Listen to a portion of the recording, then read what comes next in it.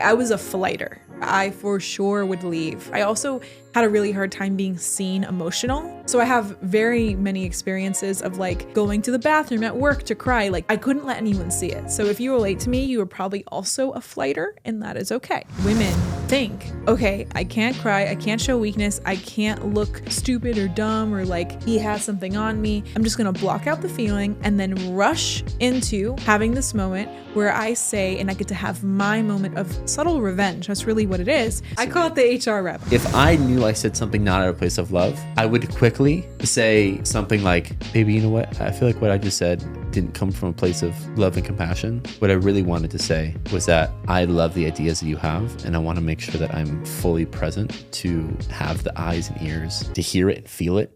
Just taking a hand on the heart and breathing deeply. You do that to down-regulate, get yourself into a state of calmness. Once you get yourself into a regulated state and you feel, okay, I'm good, I'm safe, I'm whole in this moment, you leave that room and then go have a conversation with that man. Oh, it'll bring you so much more close together. If you're used to mint chocolate chip every day, you love chocolate chip, it's your absolute favorite.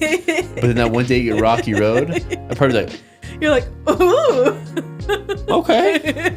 And you can look at it that way. It's another version of your lover that you get to experience. And I kind of enjoy it. And you kind of enjoy it. It's a different flavor of baby for that day. Oh, that's my spicy ice cream.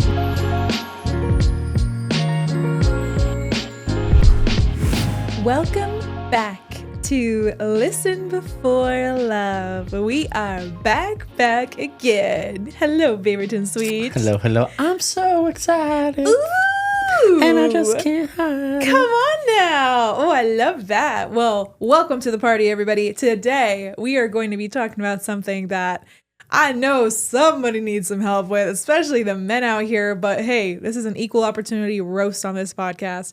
We're going to be talking about what do you do when you piss your partner off, when you really get under their skin, when you upset them. What's the playbook? How do we get ourselves out of the hole? So we're going to walk you. What? Good thing is we have no experience with this. We barely fight. So, I mean, by fight, we never fight. Yeah. But we barely have disagreements or like weird, like the vibes are off moments. Yeah. And rub ourselves the wrong way. Exactly. Yeah. Well, I'm sure we rub people the wrong way. All the time. Every time we step out of the house. Our neighbors in particular, everyone.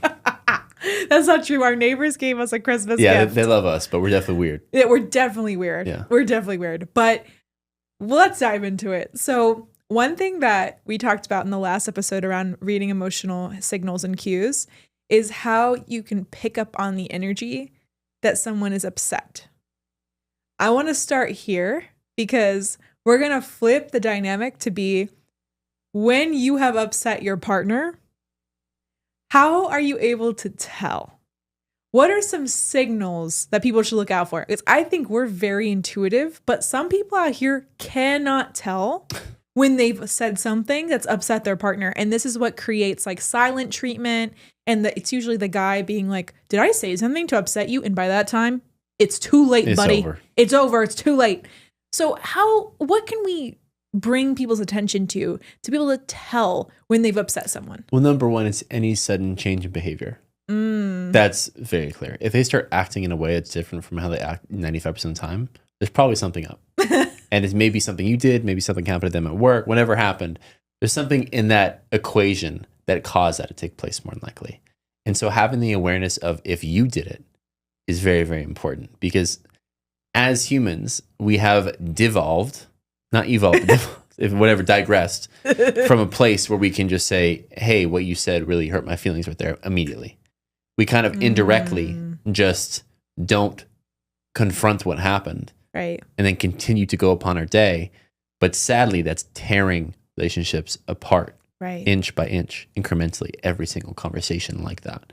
So yeah, there's a lot in this, I guess, situation. I feel like every person just in life is going to have this, either with their romantic partner, their parents, their friends, their family. There's going to be things that come up just like this, and being able to read and understand if you said something that made them feel a certain way that probably wasn't their highest preference. That's very important to know. Yeah, absolutely. And I think a lot of people, let's be honest, you feel it, but you just don't say anything about it. I think that's a big one here. Is you can tell when somebody's vibe completely changes. And here's the thing. We don't know what caused it. Maybe we do. Maybe we have some thoughts. It could be an external factor that's not us. So the example we used in the last episode, if I like go on to freaking LinkedIn and I see a post that pisses me off, now I'm angry, right? And my anger is like, I just am almost like a tea kettle that's boiling over, but I don't explode on anyone. It's just like I am filled with rage and people can feel the rage radiating off of me. Sometimes a few droplets leave and hit a few people around, but for the most part, it stays pretty contained. It's like a tea kettle, you know? Exactly. It's like sometimes the steam comes out. And but then you start to hear it goes like, hit. Everyone's like, what the? I didn't know someone was on the freaking stove. What the? So in that example, that's something that I'm seeing that's making me upset that then Cam it has to experience, which I try to regulate as much as I can, but it does hit me by surprise a lot of the times. And I kind of enjoy it. And you kind of enjoy it. It's a different flavor of baby for that day. Oh, well, that's my spicy ice cream flavor, 100%. I guess you could say. 100%. If you're used to mint chocolate chip every day, you love chocolate chip. It's your absolute favorite. But then that one day you get rocky road, a part of like, you're like, ooh. Okay. And you can look at it that way if you're so pleased. It's another version of your lover that you get to experience. I love that. That's, I guess, the highest way to look at it. But That's not beautiful. always that easy, to say the least. It's not always that easy. But in that situation, that's something that's not my baby making me upset. Now we're going to really dive into what happens when you say something that makes your partner upset. How do you deal with it? How do you notice? Now, he said sudden change in behavior. So let's bring everybody into this. One of the times that this happened, and I say one of, this has probably been less than 10 in the entire course of our relationship. Isn't that wild? What happens when you're dating in alignment? That's what I got to say. Yeah. If you're fighting a lot, something's up, not in alignment. Yeah. We're also damn near enlightened. So right. We didn't really have problems with anyone in our life. So right, exactly. So in this specific situation, we were waking up and in bed, and I was super excited for some reason. Like when I wake up, I can just run a marathon. Well, maybe not because I have big bajongas and that would hurt, but I could mentally run a marathon. I can run circles around anybody when it comes to like debating or talking about something or giving a TED talk. I just have a ton of energy when I wake up. And this specific morning, I turned to Cam and we were cuddling. He is like half asleep. His eyes are closed. He's breathing very heavily. I was like, baby, I have some ideas about where we could put the link for the post-walk email. So what am I talking about? Email automations. He lets me go on for maybe like a minute. And then he's starting to notice that I'm winding up. Okay. So I'm getting more energy as I'm talking about it. It's not like I said something and then like closed my eyes and went to sleep. No, I'm winding up. And when he can feel I'm winding up and he is absolutely not even conscious, he's got to say something. So in this moment, what did you say, baby? It's like, hey, baby, I don't want to be talking about this right now. What was it? Yep. That's what it was. It was probably like, hey, baby, I don't want to be talking about this right now. Can we talk about this later? It was probably like that. It was. With my eyes half closed, that kind of like a little angrily, a little pissed off. A little drop of anger in there. And immediately when he said it, because I was like in the middle of a sentence and I'm like really getting excited. And I'm just like, and I feel like my throat start to close up. I feel my heart start to beat very fast. I feel like I'm like buzzing with energy of just like, I got to get out of here. I got to get out of here. I got to get out of here. It's a fight or flight. It was a fight or flight that got activated because I was in the middle of like my joyous explanation of this email automation. And it felt like he just like cut like with a sword right through my sentence and cut me off and made me feel like I did something wrong. Like I didn't read the room correctly. And I started to like turn all of this huge energy I was feeling in on myself. And I felt it like reverberating in my body. In this moment, Cam decided to kind of hold, we were cuddling. He could feel all this. I'd be curious. Could you feel all this? Your entire body was like, You could feel that? oh, 100%. Yeah, just like every fight or flight. It's like, it's a bodily reaction that caused that. What did it feel like from your perspective? Imagine having your arms around someone like this. Yeah. And then their entire being just goes like, it just like it tensed. Yeah, it tensed. And then you can like, you can kind of feel when someone's crying. Yeah. Or like tearing up. Yeah. It was that. Yeah. And you'll immediately in my head, I'm like, oh shit.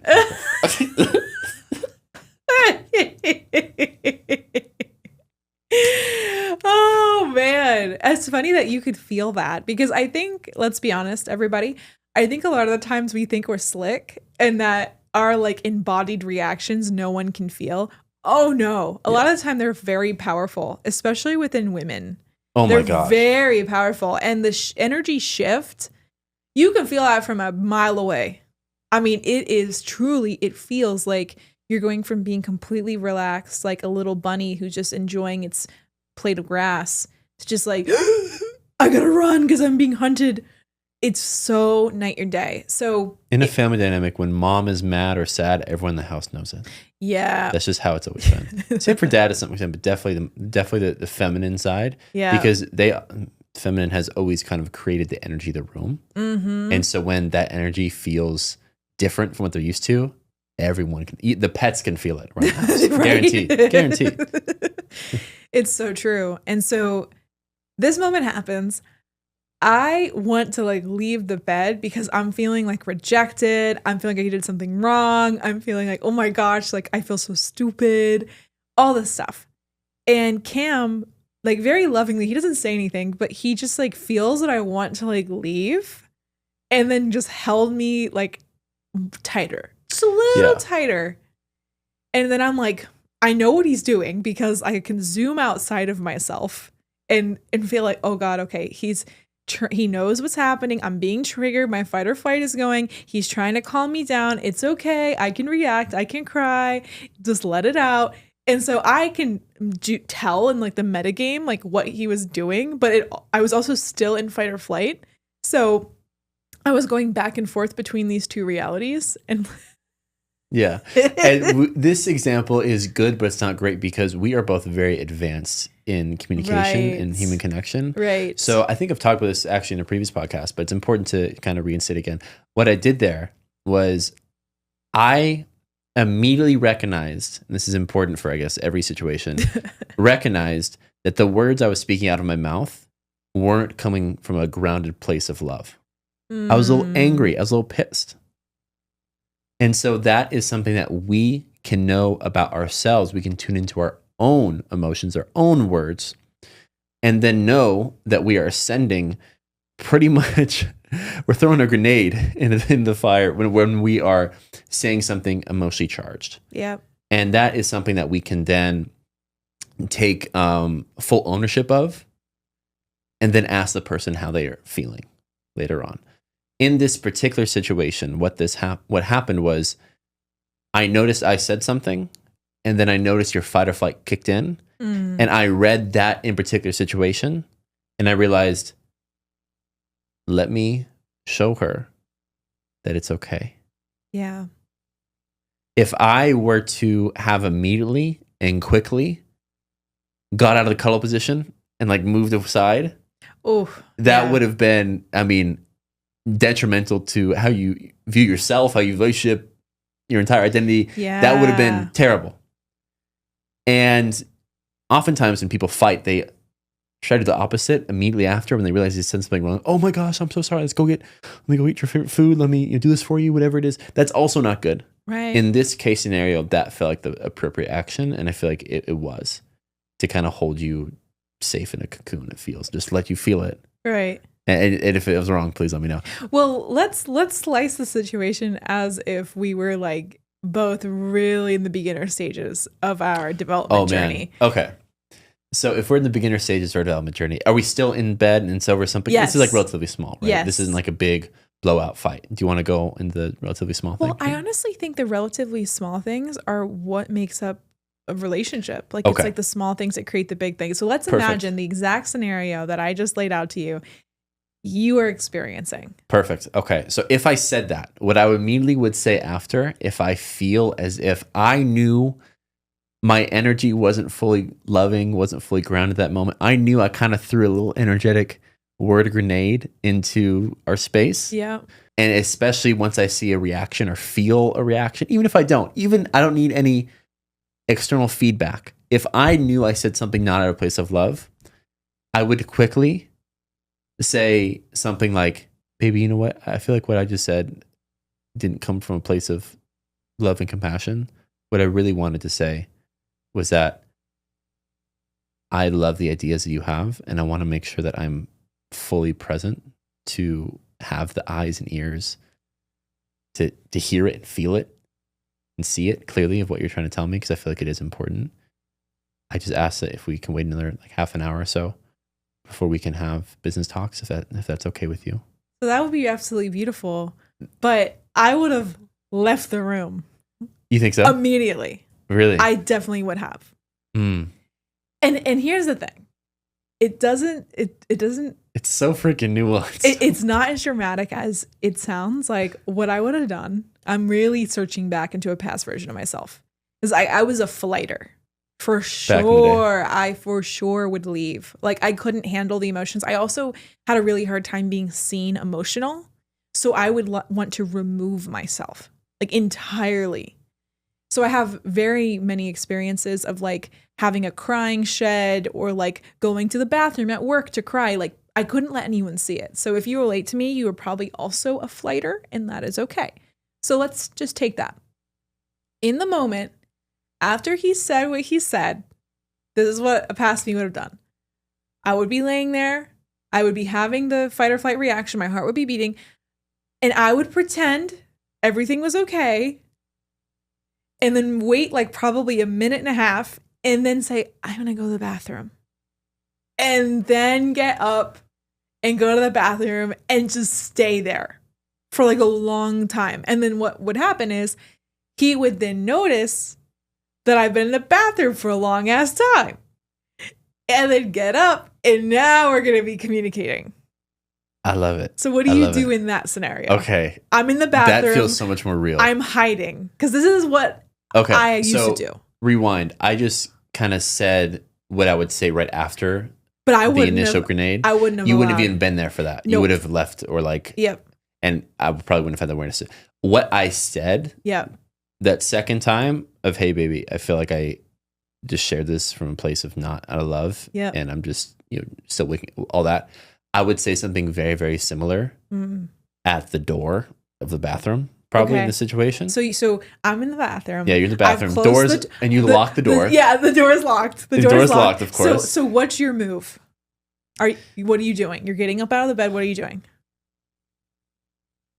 I'd do like a subtle knock on the door, like I can't even knock on this, but knock a little bit and be like, hey, baby, I realized that what I just shared back there didn't feel like it was coming fully from a place of love.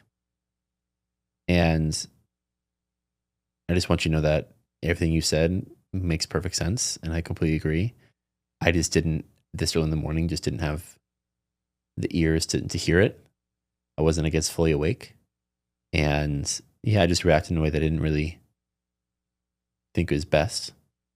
And just want you to know that I'm grateful that you shared it with me. And I'm open to talking about that later if you'd like.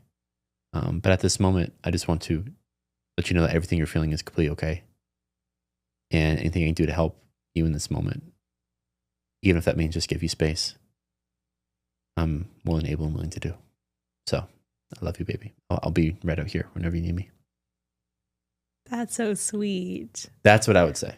And that would work because he is taking responsibility for his half of it instead of putting the focus and spotlight on me. And this is where I think a lot of fights break down, is a less evolved version of us. When I'm in the bathroom, crouching on the toilet with the door locked, this is how most people, I believe, would handle this. The guy gets up, he knocks on the door. Are you all right? Is everything okay?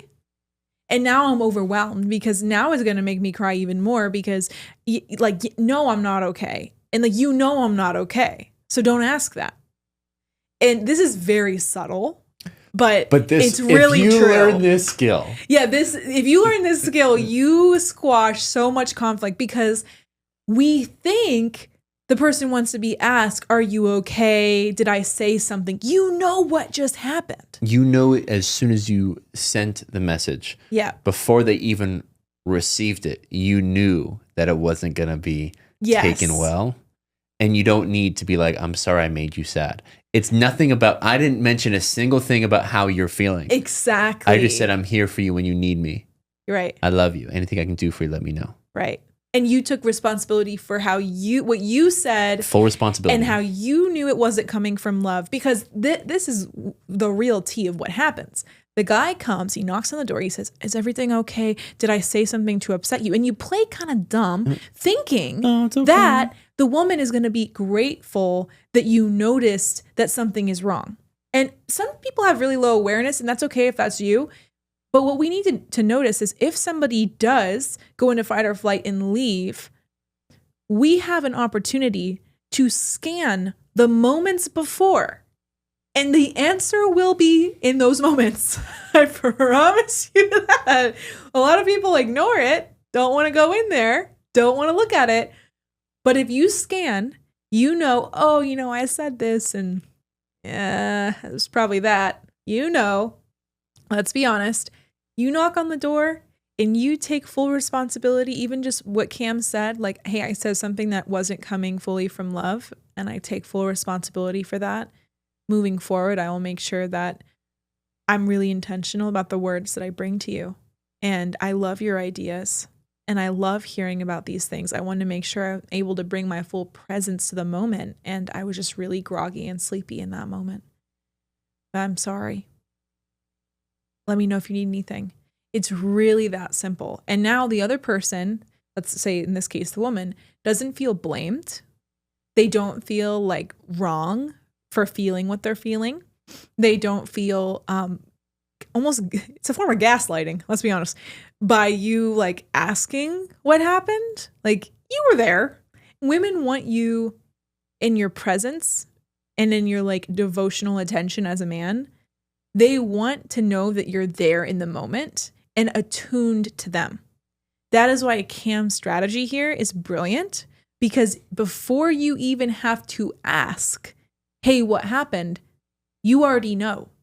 And you're at least taking a guess. And if the guess is inaccurate, now she can say, oh, actually, it was a moment 5 minutes before when you said this. Okay, great. But at least you already scanned what just happened to take a little bit of that load off of the woman. And that's why it's brilliant. And this also is the same for just human behavior in general. This happens in the workplace. This happens in the basketball court. This happens in romantic relationships. Yeah. If you are the first one to acknowledge and take ownership about what you did wrong, no matter if it was 100% of the equation or just 10% of the equation, whatever it was, it immediately elicits a response from another person that is the same level of reciprocity. So their immediate reaction is, yeah, you know what? There's also some things I could have done better. Right. And that is the sign of, well, two healthy people, right, but also the first step to actually both people getting back on the same page. When you are the first to say, I'm sorry, I take ownership for what I did here. I should have said that better. I could have said that better. They're very, very quick to do the same. But if you're like, what happened? Yeah. Did I say something? They're like, in their head, like, yeah, no fucking shit. You said something. Yeah, you said, yeah. And then that dynamic starts and that plays out over and over again. Like conversation. What you're really doing is you're like reopening a wound and you're accelerating the person's emotions. And when somebody is already flooded with emotion, if you're asking questions that you could have answered for yourself through the context clues of what just occurred, that is only going to set them off further. And that's going to either make them cry more, because now they're not just sad about what happened. They're sad about the fact that you can't tell what just happened. And now they're questioning the entire relationship, because in that situation, you do not make them feel safe. Yes. You don't make them feel seen and heard. And everyone on the planet, that is the first thing, number one, that they prioritize. That's it. That's why these conversations and these moments feel like life or death. Because it is for both parties, but in particular the women. Yeah. But if you can master this, it is the quickest way to wife up a woman. Yep. It is because if you in these moments can still make her feel seen, heard, safe, oh, you're the one. It's that simple. And let's talk about this from the woman's side, because I think it's also important for, in this typical situation, of course, they can always flip-flop and we can switch roles. But I do think that it's important as women to practice our reaction to someone making a bid. So in the situation where you just knocked on the door, you said this beautiful accountability speech, essentially. I now have an opportunity as the woman to regulate myself. This is really easily achieved through breathing. Just taking a hand on the heart, putting your feet squarely planted on the ground, and breathing deeply. You can do the box breathing method. This is inhaling for 4 seconds, hold, exhale for 4 seconds, hold for 4 seconds. Repeat that. It goes in a box. You do that to downregulate, get yourself into a state of calmness. Pay attention to what's around you. Get your vision in the more peripheral space so you're able to look at something in the room and say, I can see the floor, I can see the cup, I can see the vase of flowers, I can see the lights. Pay attention to your senses. What can I smell? What can I see? What can I taste? What can I hear? That's an anchoring practice. Once you get yourself into a regulated state, this is super important. You just implement this one thing when you're quote unquote fighting or having a moment of flooded emotions, you will see a drastically different response in men. If you take this moment to regulate and you feel, okay, I'm good, I'm safe, I'm whole in this moment, you leave that room and then go have a conversation with that man, oh, it'll bring you so much more close together. It will make both parties feel safe. He will be so impressed and also grateful for how well you were able to handle the situation and forgive him with love and compassion. So you're able to have actually a more deeper bonding moment and then move on together rather than with fist up. And as women, give yourself the space to feel it. Yeah. Even if it may not be the most valid thing in the world, may not fully understand it. Right. It's still worth feeling fully. Because what happens here is either they storm out of that bathroom too quickly and there are an emotional wreck and they're throwing words or throwing things they're going to regret later at that man, or they, and this is something I see all the time, they immediately, when they leave that bathroom, whatever it is, act as if they are ending a business relationship with that person. Ooh, say more on that.